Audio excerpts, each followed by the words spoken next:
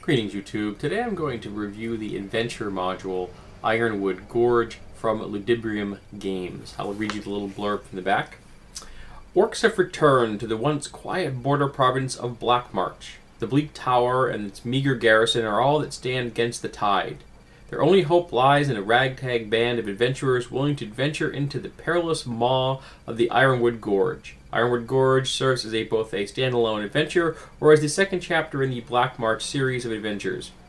Either way, the perfect addition to your old-school game campaign. Ironwood Gorge is a fantasy role-playing adventure for 4 to 8 characters of levels 2 to 5.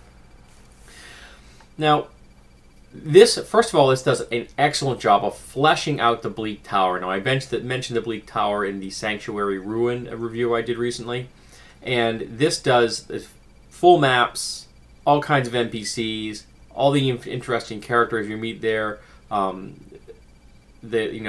seneschal, all of the important figures that are involved in the security and the upkeep of the keep itself. Excellent work. You could take this keep and use it in any other adventure or setting you want to, even if you didn't want to use the rest of this module. I think the keep itself is worth your time. They did a nice job. They really fleshed it out. I thought it was quite interesting. And the adventure brings in the characters. Have heard that there's a bounty being offered on orcs. This can get them involved in this if you want, and there are orc raids, and there's definitely a tension. If the characters aren't out there opposing these orcs, the orcs are ratcheting up their activity.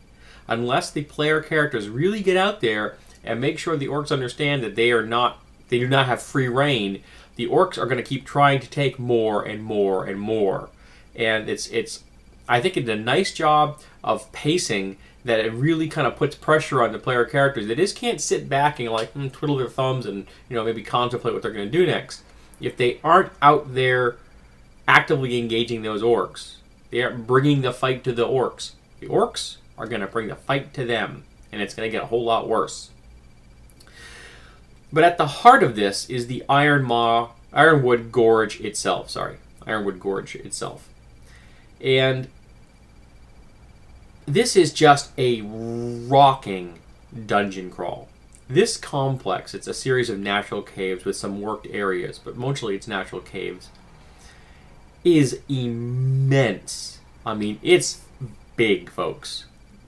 Multiple layers. It sprawls all over the place. Lots of different things to go look at and involve the characters in. Random encounters all over the place. You are never going to have a minute where your players are going to be bored if they're in the Ironwood Gorge. And I got to tell you, like I said, I am not a great fan of the whole retro clone movement, but this adventure has me itching to play in a game with a dungeon crawl like this. I mean, this just looks so much fun to get in there and just go kick some orc butt. You know what I mean? This is the adventure that we used to have when we were running, the type of things like the G series, against the Hill Giants castle, that kind of thing. Just so much fun back then, and this really captures that in today's world, using the whole retro clone movement as an impetus.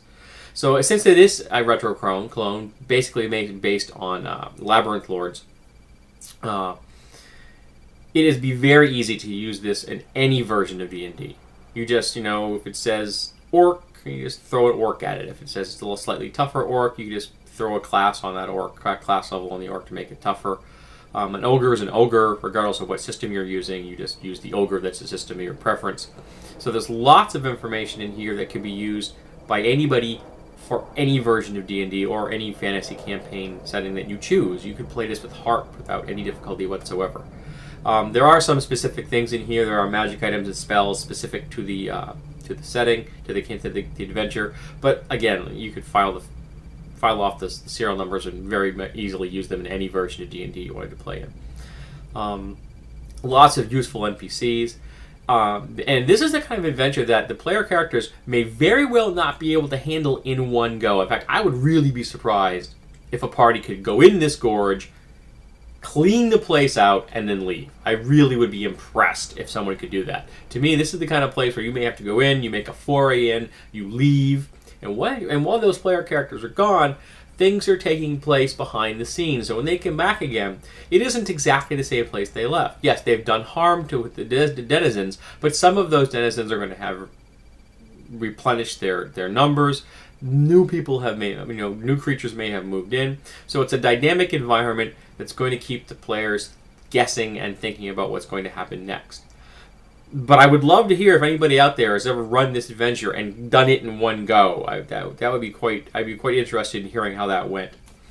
So if you like very classic, old school style dungeon crawls, this is your adventure. An absolute gem of an example of how to do that.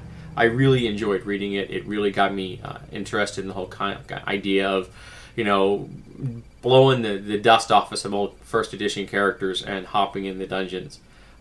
Just a lot of fun, folks. I don't think you're going to be disappointed with this one.